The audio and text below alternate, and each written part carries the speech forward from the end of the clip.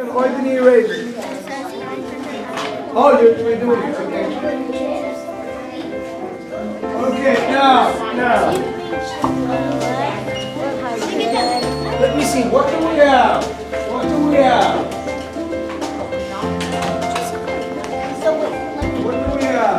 We talk about sets. Please listen. Let me talk a little bit about Venn diagrams. Now, Venn is the last name of, I don't remember whether it's a Norwegian or Finnish mathematician, but it's a mathematician from Northern Europe. And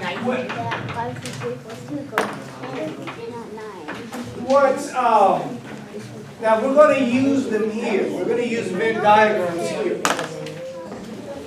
But they can be used in very,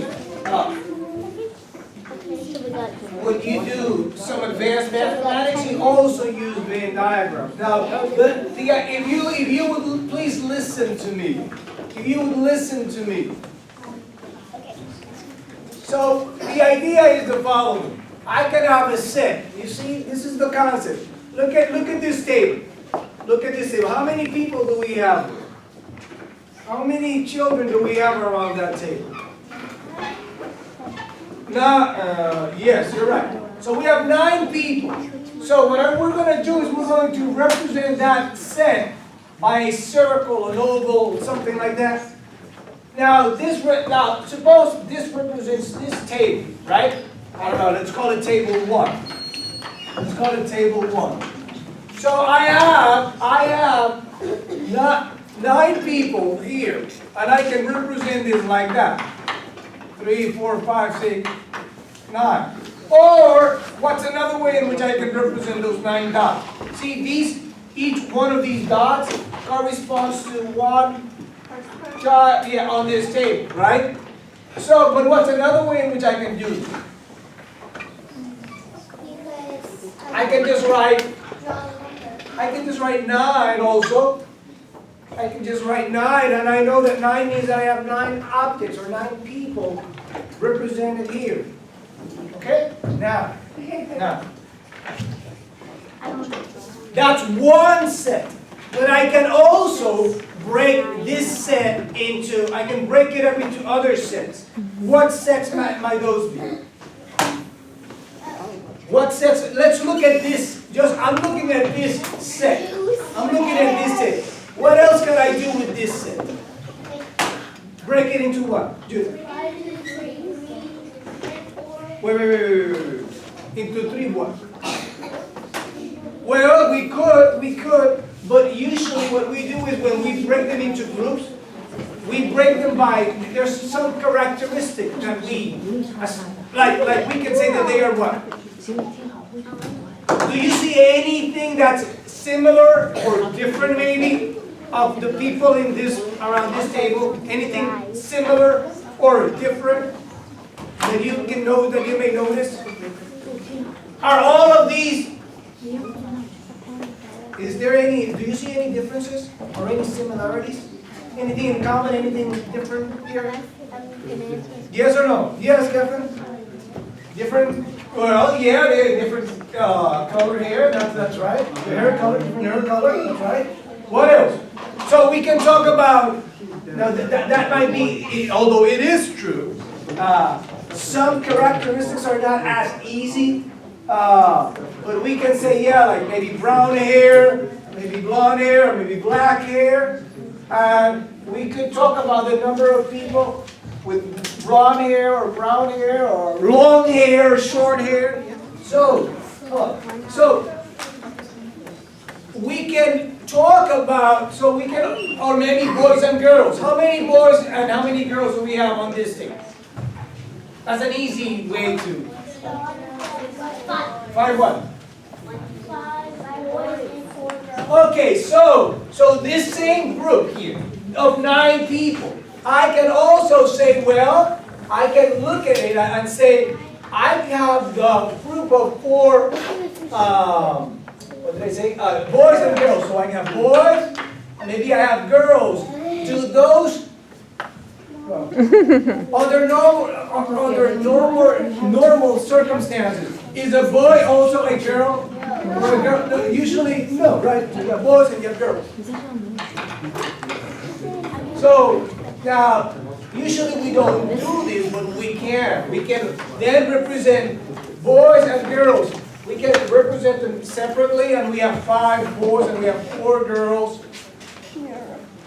Or another way of doing this is, since we know we have 9 of them, we can say that these are maybe girls, and we have 4, and then the rest are boys. That's another way of looking at it, although this might be a little misleading, so let me just not do that for now. Okay, what else? What else can we do? Now, we may have, let's see, what else? What other things can you think of? What other things can you think of? Things that, what other things? Anyway. Because what we're trying to do is, see, maybe I have boys here, and maybe I have girls here, and with black hair, okay? With black hair. So,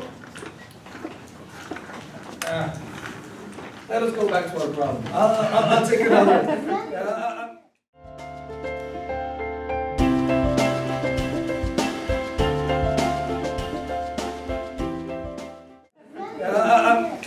So we have 9 friends that are having a party. 5 of them are bringing chips. 3 are bringing juice. 2 are bringing chips and juice. How many are not bringing either chips? Now Geflin used the Venn diagram to solve this problem. And a Venn diagram can be very, very helpful to do this. Now Geflin, do you want to show us how you did it? Do you want to go a little more and show us how you did it? Okay, Harper did too. So let's just look at Geflin for now. Now she used a Venn diagram. She's drawing 2 circles. Now what does C stand for? Okay, and J? Okay. Let's see, what are you doing now? Can you explain what you're doing?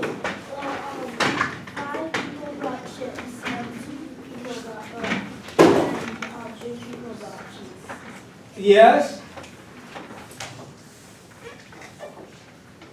Well, why are you crossing those out? Because 2 people brought both, so you cross them. Because 2 people brought both. Okay. So, how many people do you have there? Accounted for? 6 people are accounted for. And how many went to the party? 9. So, how many didn't bring either chips or juice? Now, great. Now let me show you this same technique that she did. I'm just going to do it slightly different, okay? Now here, in this big rectangle, you'll see it's essentially the same thing that she did. Now, this rectangle will represent the universe. Now, what is the universe in the context of what we're discussing? The universe is everything under consideration. Like if I'm talking about all the people on this table, what will the universe be? The universe, if I say all the people in this table, what will the universe in this case be? All of the people. That's it. If I talk about, see, the concept of universe, there's a history for that. There's a nice problem as to why we call that a universe. And it has to do with the history of set theory. What a set is and what a set is not, and some confusions that might arise from that. Now, so this will be my universe. Again, what is the universe? Now we can think of the universe as everything that exists, okay? But in our case, the universe is everything under consideration. everything that we are talking about. So here we're talking about the people that went to the party, right? So that is our universe. How many people went to the party? 9 people. So what I'm going to do is, I'm going to write a little line here. Okay, this represents the number of elements in my universe. Okay, the number of things in my universe. Okay, or the total. The number of things in my universe. And now, how many classifications do we have? How many classifications of students? Of those 9 students? We're classifying them by what? What they put. Those who brought chips and those who brought juice. So, like what Geffen did, he said this circle will represent the students who brought chips, and this other circle will represent the students who brought juice. And now, this piece here, what do we see? Yeah, because they have it in common. Those that are here brought both chips and juice. And now, so how many brought chips and juice? So I can write the 2 there. She drew sticks, which is the same concept, right? Now I can just write out the number 2. Now, how many brought chips? 5. So what I can do is, to reserve this little space here, I can just write a 5 outside here, temporarily. Because what am I going to write here?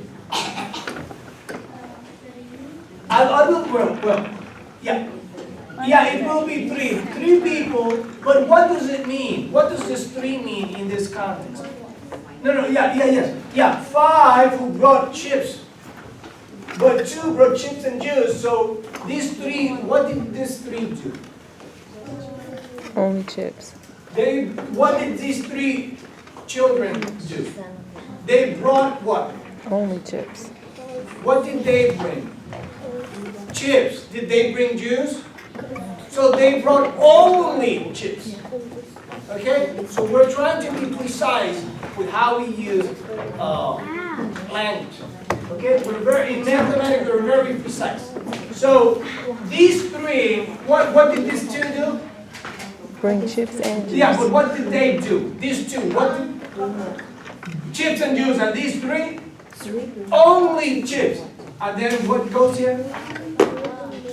Oh, wait a minute. These are the ones that brought juice. How many brought juice?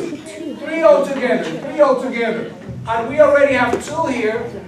So, how far are 3 and 2? So 1 brought what? Let's be more specific. 1 brought what? Yeah, 1 brought. I want an adverb in there. I want a word that will modify that. 1 brought only juice. 1 brought only juice. Okay? 3 brought only chips. 1 brought only juice. 2 brought both. Now, how many people are accounted for here? 6. Exactly. 3 plus 2 is 5, plus 1 is 6. And now, but there are 9 people. So how many people did not bring anything? Or chips to do? 3. So what I'm going to do is I'm going to write the 3 right here.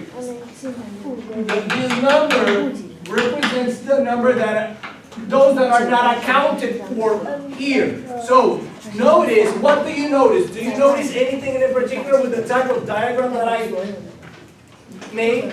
Do you see anything? What about this 9? Do you see any relationship here? Can you? What? What do you see? What is it? Exactly. So the sum of this plus this plus this plus this is 9.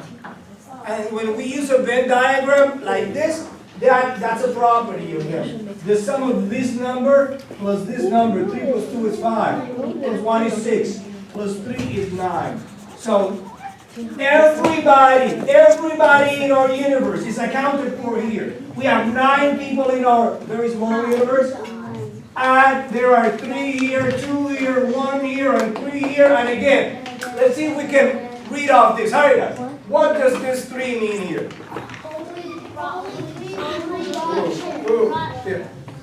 Only chips. And this? Both. Chips and juice. Only juice. Okay, so we've answered this question. Now let us see if we can use that technique to work on problem 2. Okay? Let's do problem 2.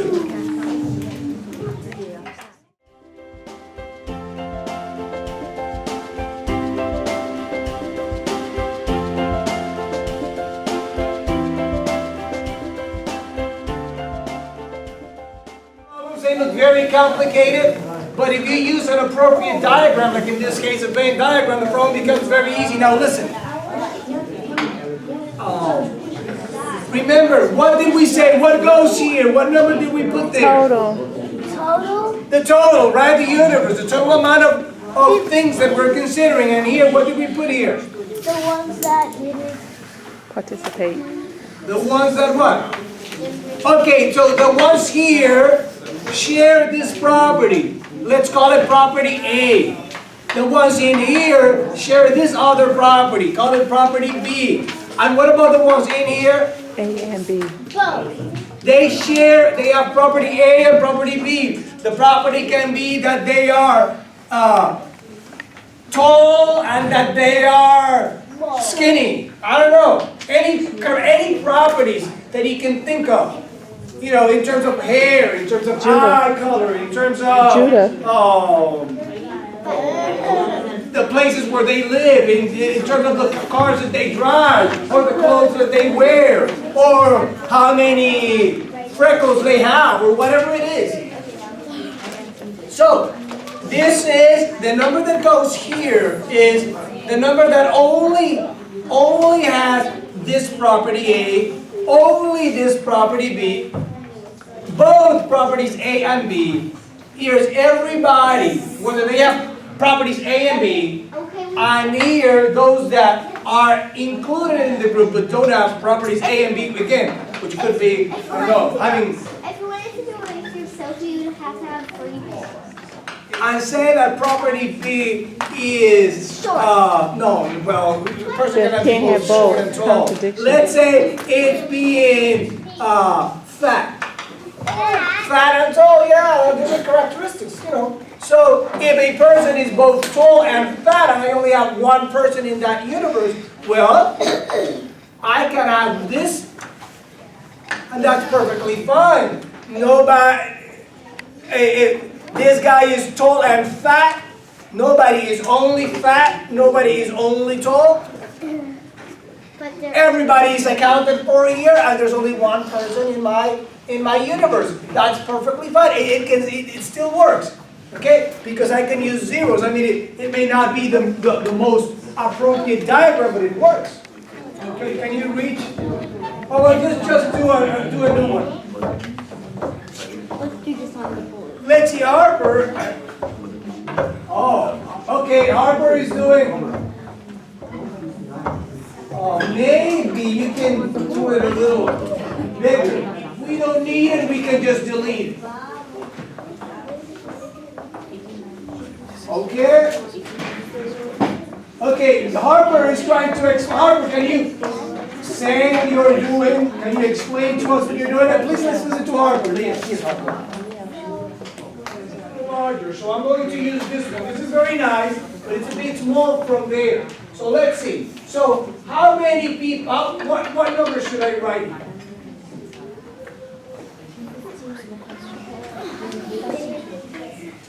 Exactly, the total. What number goes there? It says it right there, right? There are 15 children. So I'm going to write 15 there. Now, here, what goes here again? Well, first, let us identify the circle, the sets first. We're identifying sets. Those circles represent sets. And this can be what? A man sells donuts and muffins. 9 children each buy a donut and 11 children each buy a muffin. 2 children don't buy anything from the man because they prefer to eat fruits. There are 15 children. How many bought a donut and a muffin? Now, Judah says he wants to tell Harper. What do you want to tell Harper? Yes? Where do you want to put that to? That's important information. Where do we want to put that to? Those two who didn't buy anything from the man, where do we put it? Where do we put that number in our diagram? Exactly, right here. See? And every part of the diagram is telling us something. Here, we're putting the total number of children. Here are the ones that did not buy. Did not buy either. Yes, yeah, we need to figure out, but we have more information there. We have more information. How many? Here. Yes. Yeah, 15 minus 2 is 13, and what am I going to do with that number? What can I do with it? Now let's see this. Let's see. How many bought donuts? 9. Do those 9 bought? Did those 9 buy only donuts? Yeah. Did they buy? No. No, that's not what it says. It says that 9 children, each of those 9 children, they bought a donut. Not only, and then that 11 children bought.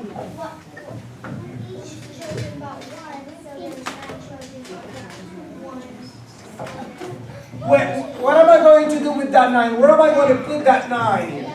Next to the D. Well, if I put it here, what am I saying? Only. Only. Oh, is that what they're telling us? No. See, that's actually that's the most difficult part of the problem, which isn't really that difficult. So, but because what we want to say is that we're trying to keep the information that we have here in this diagram, and we're trying to use the diagram to reveal the answer to us in a way.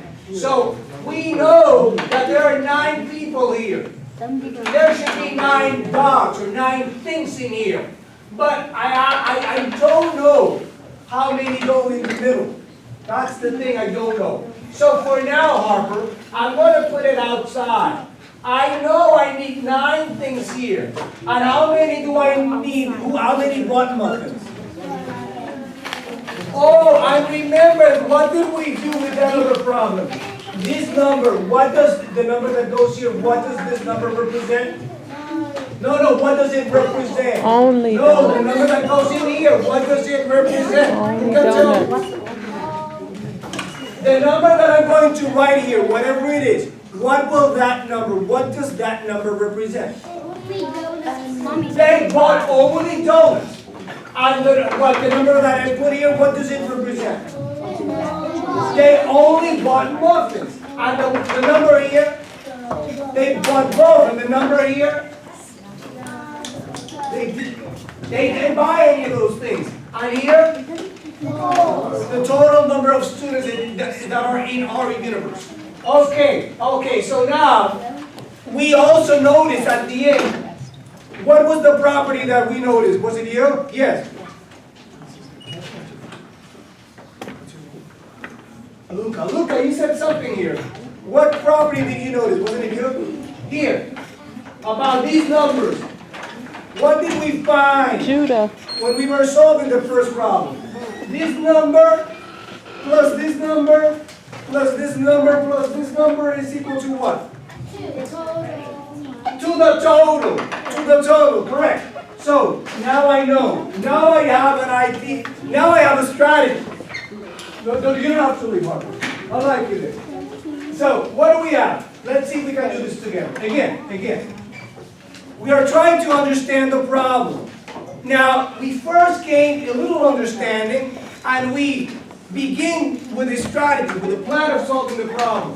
And as we get our hands dirty like we are, what do? We understand, we get a little more understanding, and then we change our strategy. And they say, okay, now we're modifying our strategy. I know that I need 9 here, I need 11 things here.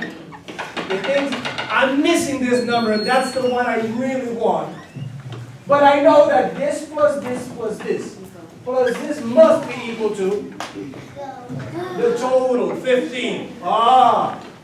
And if this is true, look at what, Judah was saying that we have 13. Well, so this plus this must be equal to what? 13. How many bought something? How many bought something? 13 bought something. Are these the kids who bought something? So this plus this must be equal to what? 13, because those are the guys who bought something, right? Yeah. Now, the thing is, we need to start one way of doing this. Now that we have a strategy, now we can use trial and error.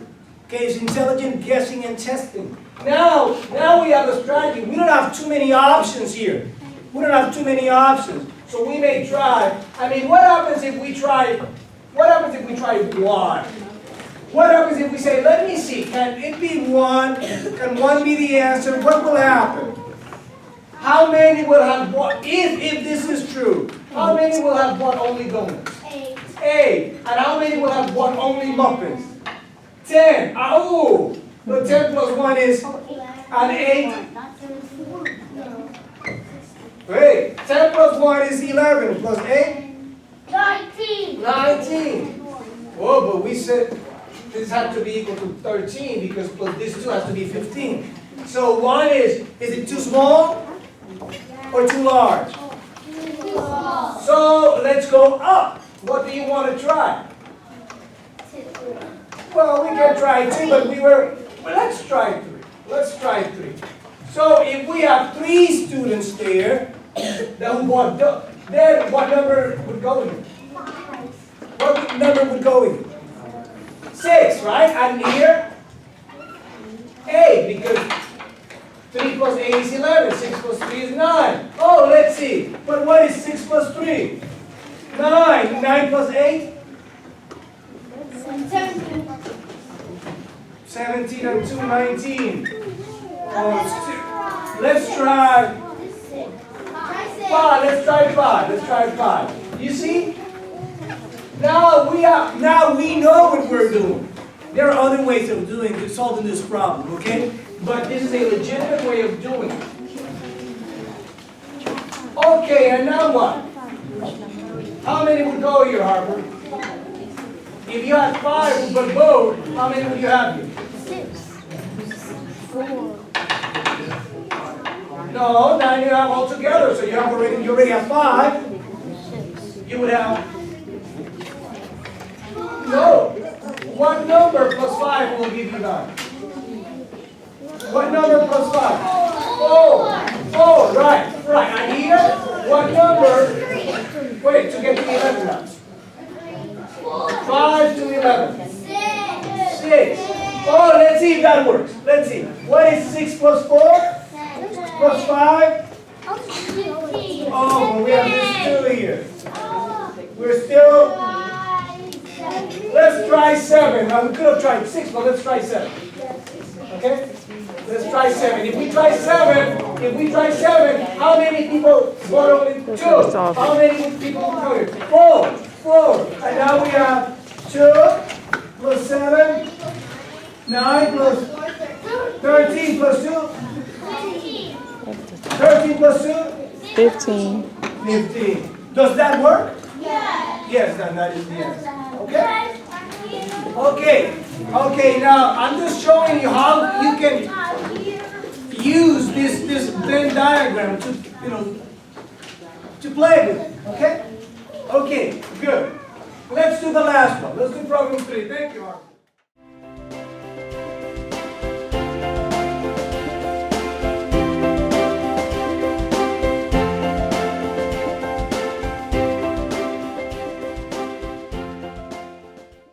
Thank you, Arthur. This is problem 3. And so we have Felicia and Rosita have 30 coins, and they divide them into 2 piles.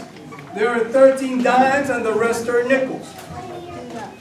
Felipe has one more nickel than Rosita. Rosita has one more nickel than dimes. Whose file is worth more? Now here, well, I will tell you. I'm going to give you just 5 minutes. All of them are either dimes or nickels. And we're told that we have 13 dimes. If we have 13 dimes, how many nickels do we have? Yeah, 30 minus 13, 17 nickels. Oh, and we're also told that there are 13, where Felipe has one more nickel than Rosita. Oh, how many nickels are there? 17, so Felipe, let's see, Felipe, let me do a little chart. Felipe and Rosita. So we're going to have, I'm going to do a chart.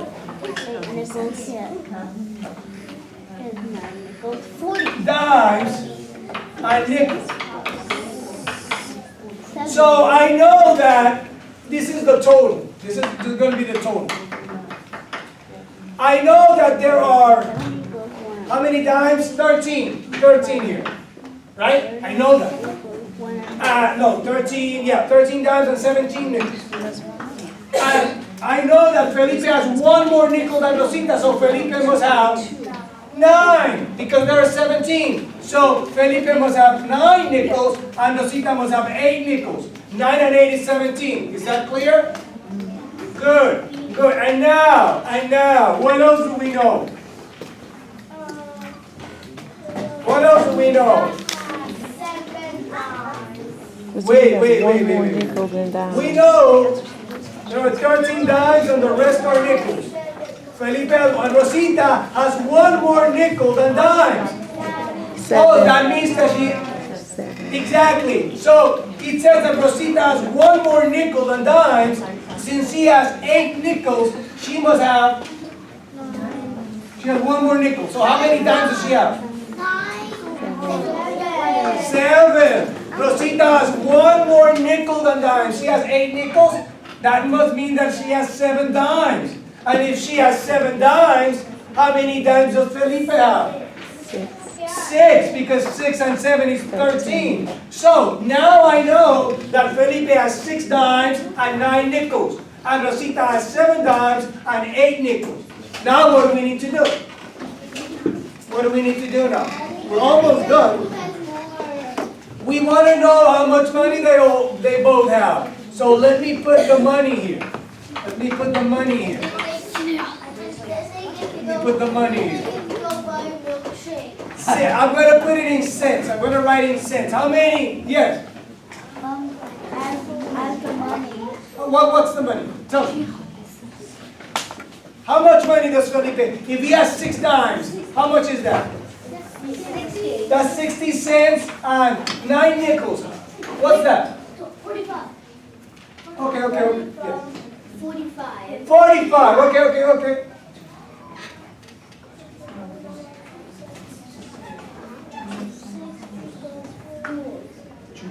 Jules, yes, thank you, Jules.